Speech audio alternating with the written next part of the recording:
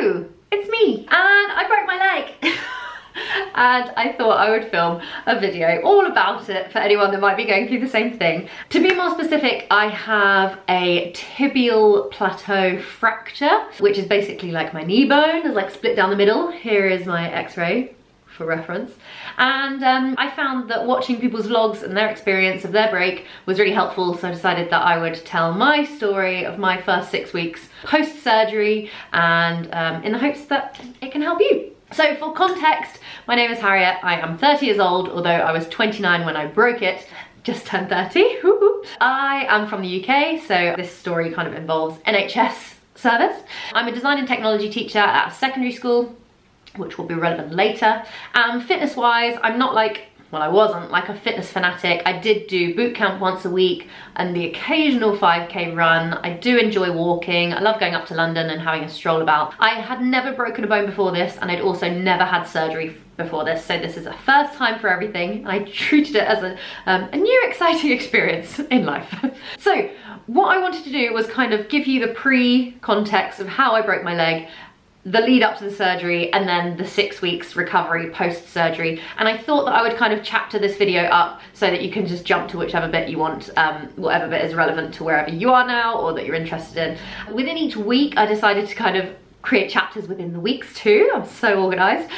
So we've got things like mobility, my scar and bruising situation, my sleep, my hygiene, outside of the house, my mental health, my work situation, and then anything else that was relevant to those weeks. So let's get cracking. You're probably going to want a cup of tea to get you through this. Right. I broke my leg on a ski trip. I was actually the teacher on a school trip. We took 40 kids to Kleinal in Austria, and we were there for a week, and I broke my leg on the second to last day. I actually think I brought this upon myself because I made a joke to a couple of my colleagues like, maybe I'll just break my leg and won't have to come back to school after half term. And I think the universe was listening. Sorry about that. I would also like to win the lottery. So second to last day, we were heading down the mountain, decided to do this little speed run thing. Ended up going way too quickly, 78 kilometers an hour, and decided to slow down a bit, but it had been a very sunny day and the snow was quite slushy, so my skis crossed over and I took a big old tumble. I was falling for quite a long time. I broke through a barrier and then down off the piste I was on onto like another piste. So I wasn't in like a ditch where no one could find me, but I was laying there for quite a while.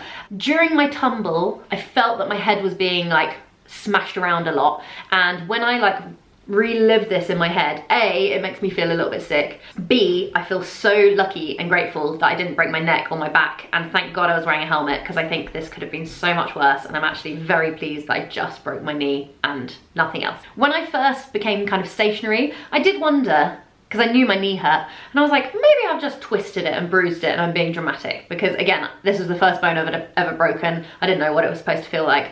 And so a ski instructor skied past me and she got me some help. A snowmobile, a guy on a snowmobile called Mario, Super Mario, actually came to pick me up, and I couldn't put any weight on my leg. My skis had both come off, so I was in my ski boots on the slope, couldn't put any weight on it. He tried to get me onto the back of the snowmobile twice and failed.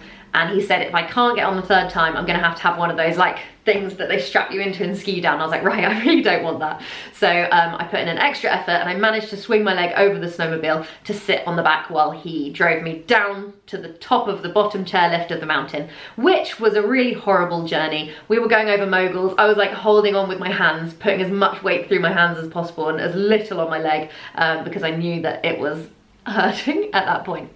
But we got down to the ski lift, fine, and then he helped me onto the ski lift, the chairlift, and when he lifted up my leg, I felt something pop, and I thought it had dislocated at this point, but my later x-rays didn't suggest that it had dislocated in any way. So I don't know what that pain was, but in this whole experience, that was the most painful moment, when he lifted my leg onto the chairlift, and I felt it kind of, I don't know, crack further or dislocate or whatever it was. That was the most painful moment of the whole thing. So I got to the bottom of the chairlift where they put me in an ambulance and they drove me to the nearest local GP place where I had an x-ray, and the doctor was like, yeah, this is pretty bad, you've broken your tibial plateau. After my x-ray, they put my leg into a brace that kept it completely straight, and they said I will have to have surgery, but as we were heading back the next day anyway, they thought it was a better idea that I went back to the UK and had surgery there rather than having it in Austria, where I would have had to stay for a little while to recover. And I had these snazzy purple crutches. Actually, here they are in the flesh.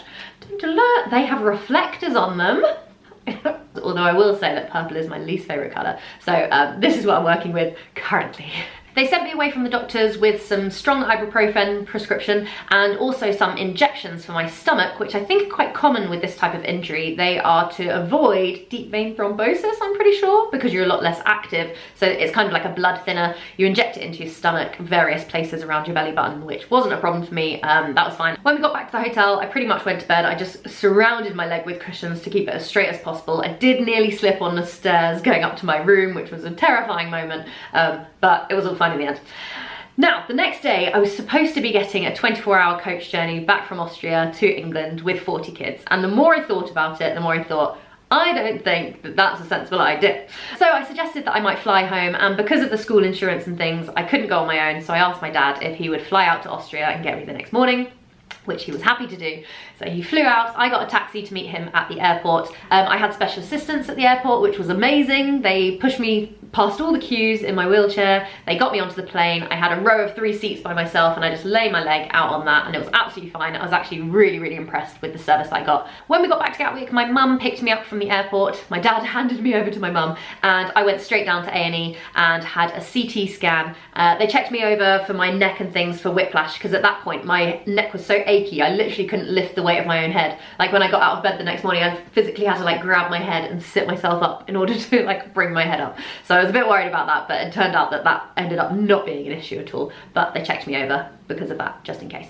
They said I was going to have surgery, but they didn't know when, so they sent me home and suggested that I didn't have dinner that night in case I was called in for surgery the next morning. And sure enough, they rang the night before and said, please come in for 7:30 tomorrow. You're going to be the first surgery of the day. We're going to fix you up good and proper. And that I was very impressed with. So actually, within 24 hours of landing at Gatwick, I'd had my surgery and I was home. Because I knew that I was going to be like immobile for a while, I decided that night that I would have a shower, which was a really scary experience. I stood in my bath having a shower on my good leg whilst keeping my other one very straight because I took my brace off for that. My boyfriend helped me to kind of wash myself and we had a go at washing my hair, although it didn't work out very well in the end. But it was quite nice to go into hospital nice and clean the next morning, knowing that I wasn't going to be able to shower properly in quite a while.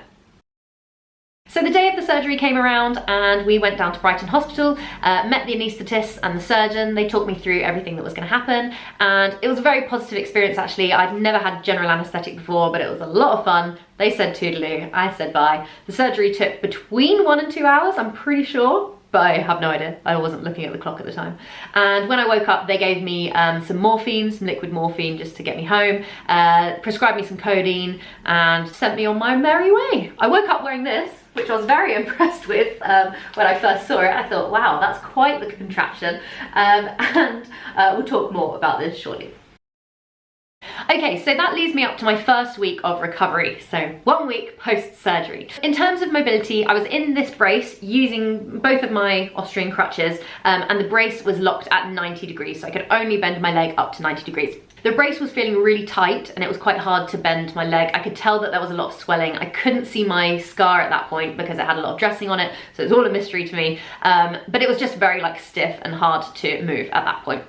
I could only stand on my good leg for about 4 minutes before my right bum cheek started getting like really crampy and achy and I would have to sit down. So being in the house was a little bit tricky and getting myself by. It definitely was kind of the worst week. Obviously the first week is always going to be the worst week. But yeah, had my challenges for sure. I pretty much carried a backpack from room to room. So I had things like a water bottle and phone charger in there because obviously using crutches, your 2 hands are already busy. So wearing a backpack I found really, really helpful and would recommend that to everybody actually. My scar and bruising situation was that I had a lot of swelling and a lot of bruising. It was very yellow, very swollen, very fat. I definitely couldn't see my ankle bones. My foot and my ankle just blended into one. At the end of the first week, I actually had my dressing changed, which was the first time that I got to see my scar, and I was so impressed with how neat it was. I actually emailed my surgeon and said like, thank you for taking such care sewing me up, because you know, it's quite nice to have a nice neat scar. I'd rather that than look like Frankenstein's leg.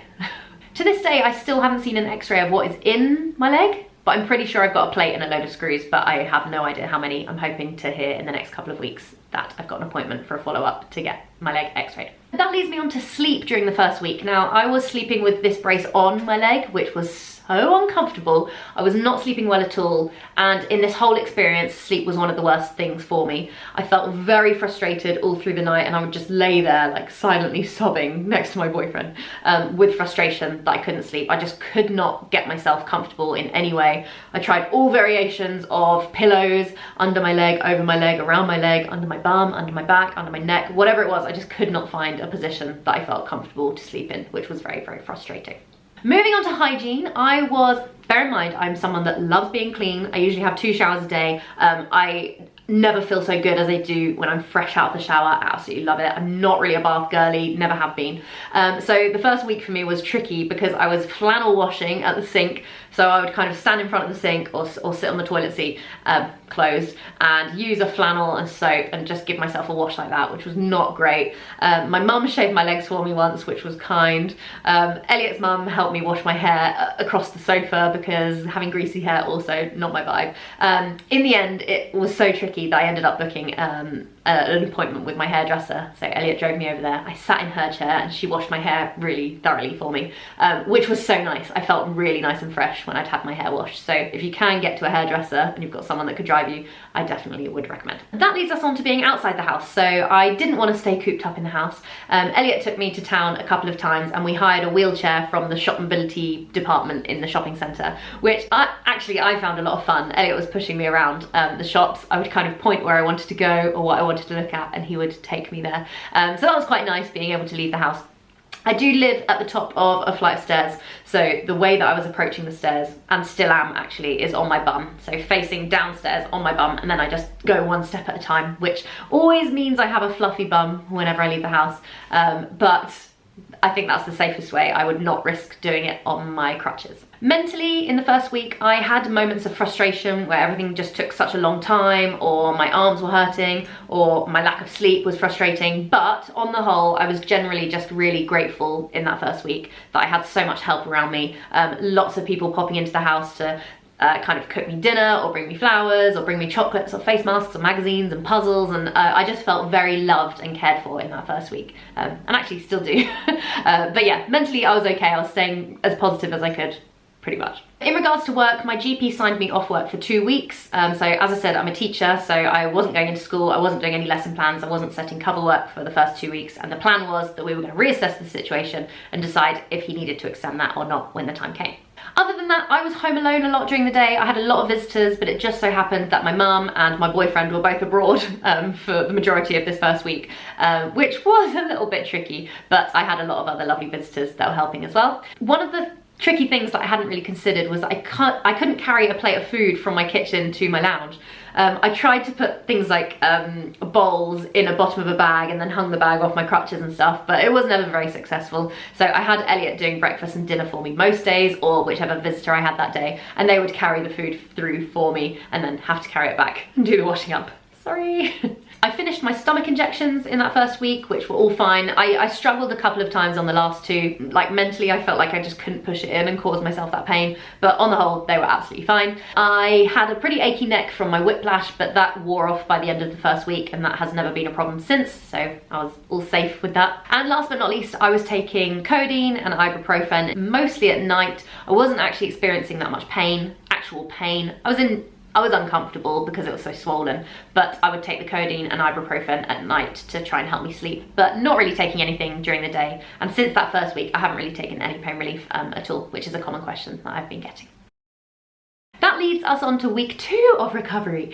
So in week 2, I was still in my brace, still on 2 crutches. I could bend my knee up to my 90-degree lock, which was painless. I think the swelling had gone down a bit by then, which meant that I could bend my knee to that 90 degrees, which was nice. I decided that I would start taking my brace off in the evenings, like when I was here relaxing on the sofa watching telly, because it's quite tight and it does make a particular part of my leg swell up. So I was giving it a little rest in the evenings, and just making sure to be safe. Anytime I stood up to go anywhere, I'd make sure that I put it back on. I wouldn't risk going anywhere without the brace on in that second week. I had to work out how to be quite independent. I worked out that I could actually put things like a wash on if I could push the washing basket along with my crutches. I worked out how to change my cat's litter tray while I was home alone because my boyfriend had to be back at work for this week. I felt quite accomplished for being so independent actually. My swelling and bruising, my scar in week 2, was really going down. So the swelling and bruising was really going down. The bruising was starting to turn more yellowy than purple that it had been the previous week. And I could start seeing my ankle again in the second week as well, which was nice. So this was a big week for swelling going down. With sleeping, I was still sleeping with my brace on. I'm really not sleeping very well still. Had a very restless leg and pretty much only got 3 hours a night of sleep, which was absolutely horrible. I hated it and was really trying to find ways online of how to sleep with a brace on. I was very desperate. In terms of hygiene, I actually managed to wash my own hair by sitting on a stool in the bath. So I have this little like fold out stool and I worked out that I could put that in the bath and then use the shower head to kind of like shower myself and wash my own hair, which worked really well and again made me feel way more independent, way more clean, way more hygienic, feeling good, feeling more myself. I also attempted to have a bath in this week as well. I wrapped my leg in cling film because I still had a dressing on at this point. Wrapped my leg up in cling film and like had it resting outside the bath while I was in the bath. And although I'm not a bath girl, that was quite a special moment, being able to do that for myself and be nice and warm and cozy in there and just like ultra relaxed.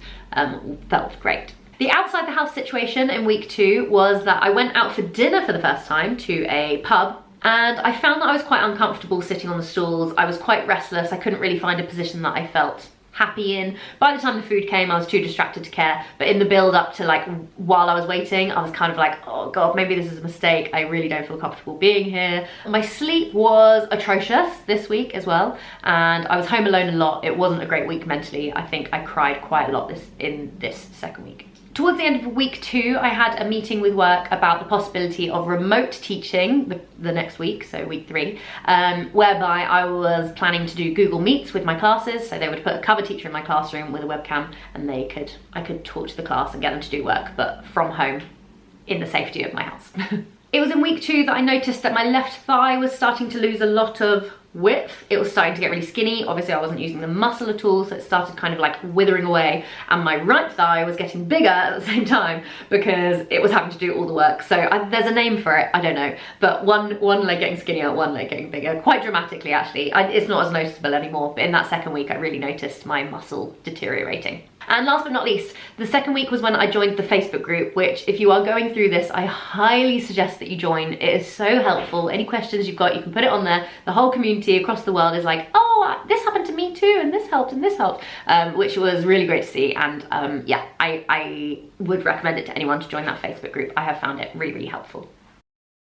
Week 3 is when my physio started. So I had my first physio appointment where the physio suggested that I put as much weight on my foot as I felt comfortable with until I had pain. And actually I was really proud of myself. Although I couldn't put all my weight on my bad foot, I did put a lot on in that week, and that was quite a mental battle for me because I didn't trust my knee at that point. I didn't think it would be able to hold me up, but it did, and I got given some exercises to do to start to build that muscle back up in order to be able to start to walk again. Once I started those physio exercises, I started to notice that I was getting really kind of swollen and stiff in the morning. That first getting out of bed was really quite uncomfortable. I think because that was the first time that I was exercising it, my leg was probably like, what is exercise? What is using me? I don't like it.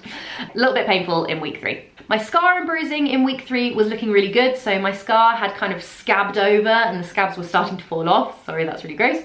And I was bio-oiling, well, I still am bio-oiling twice a day, but not just like slapping it on, but really massaging it in and putting a lot of pressure in to kind of encourage the, I don't know, cells to heal themselves, I guess. And I would really recommend bio oil to everybody. I think that is really helping my scar situation. So on to sleep. Week 3 was where I had my first reasonable night's sleep, which was great. Having done lots of research, I had magnesium spray for my legs, I had magnesium cream for my legs, I had sleeping pills and magnesium pills, more magnesium, all the magnesium, sleeping pills. I was using an ice pack, I was drinking tonic before bed, all things that had been suggested to me, and I did actually have my first good night's sleep in week 3.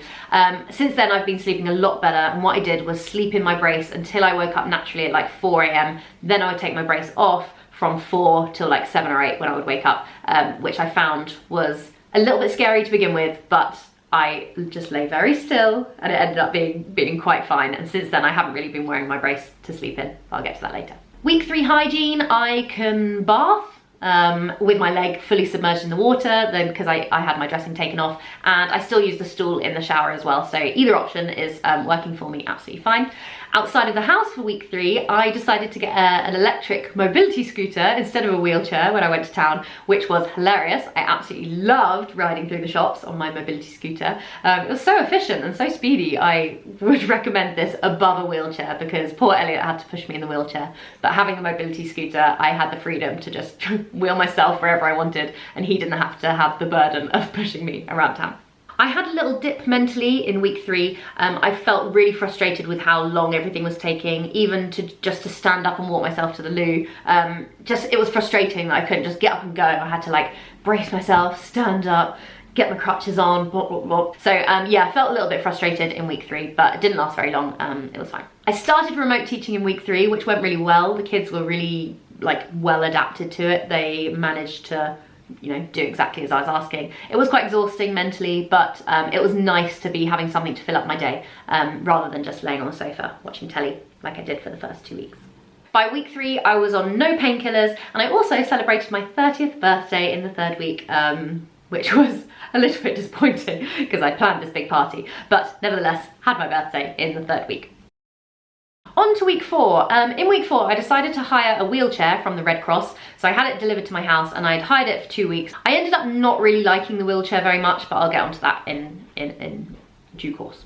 On the Sunday of week 4, I actually decided to take a few steps by myself, which was basically fully weight bearing. I did it in the lounge with Elliot in front of me, kind of ready to catch me if I was to fall. And this was a huge mental hurdle, but I'd heard a lot of people say to me, like, a lot of physio is more about mental than physical. And I just had to learn to be able to trust my knee again. So I decided to just dump my crutches and have a go at doing some steps, which really was scary. It wasn't painful.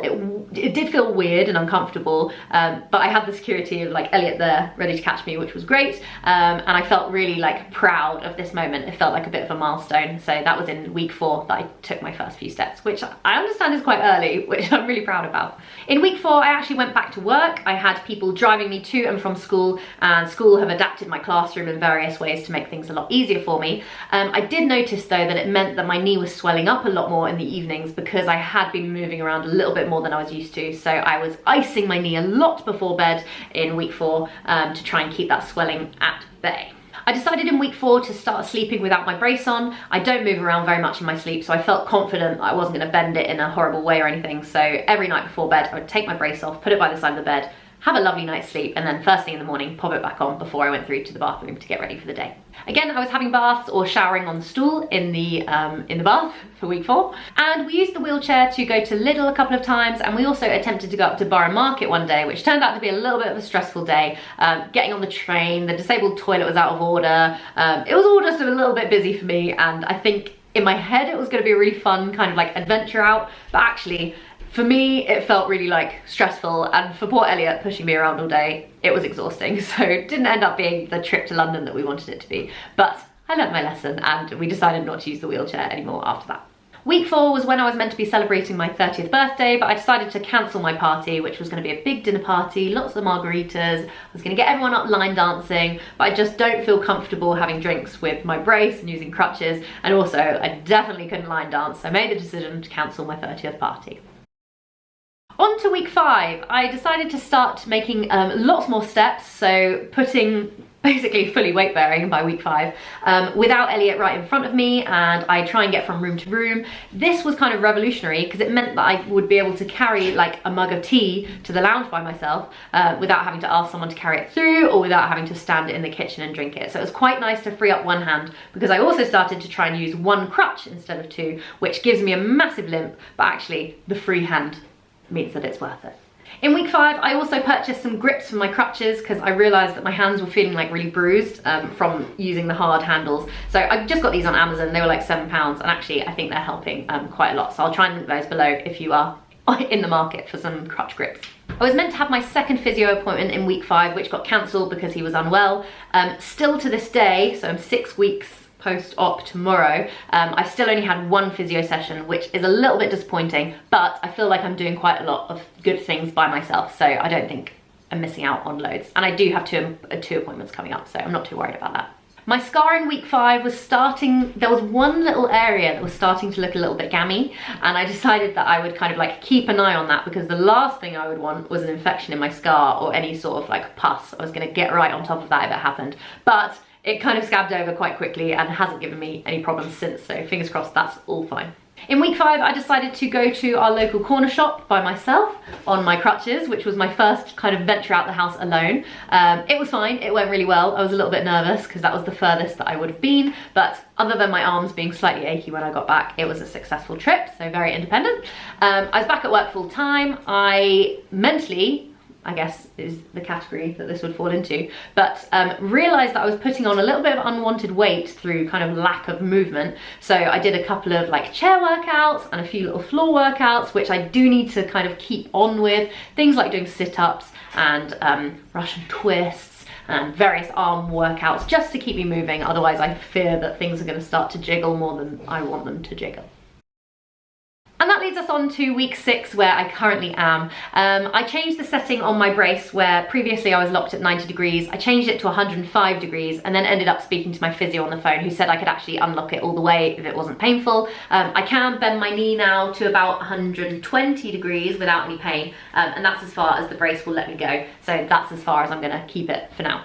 Today I also had a momentous day because it was the first time that I showered standing up. I know this was a bit dangerous, especially pre-holiday, but I felt like I was stable enough. I took the stool into the shower anyway, but I stood there and showered myself and managed to turn myself around to face the water and back around, and I felt safe and stable doing it, so that was kind of revolutionary, and hopefully I can start showering in the mornings again now. I feel really good walking from room to room at the moment. I have been taking lots and lots of steps. I think the more weight I can put on my knee, the quicker it's going to heal, so I'm feeling quite positive and feel like I'm recovering quicker than average.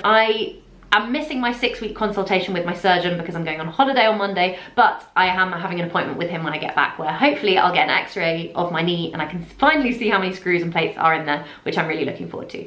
I'm not on any painkillers now and I'm feeling really good and positive about it, and I hope that this information has reassured you maybe that you are on the road to recovery, and as slow as things might feel at the time, things definitely do get better. Thank you so much for watching. I hope this has been helpful. Please leave any comments below that you have any questions and I will get back to you. Thanks for watching. Goodbye.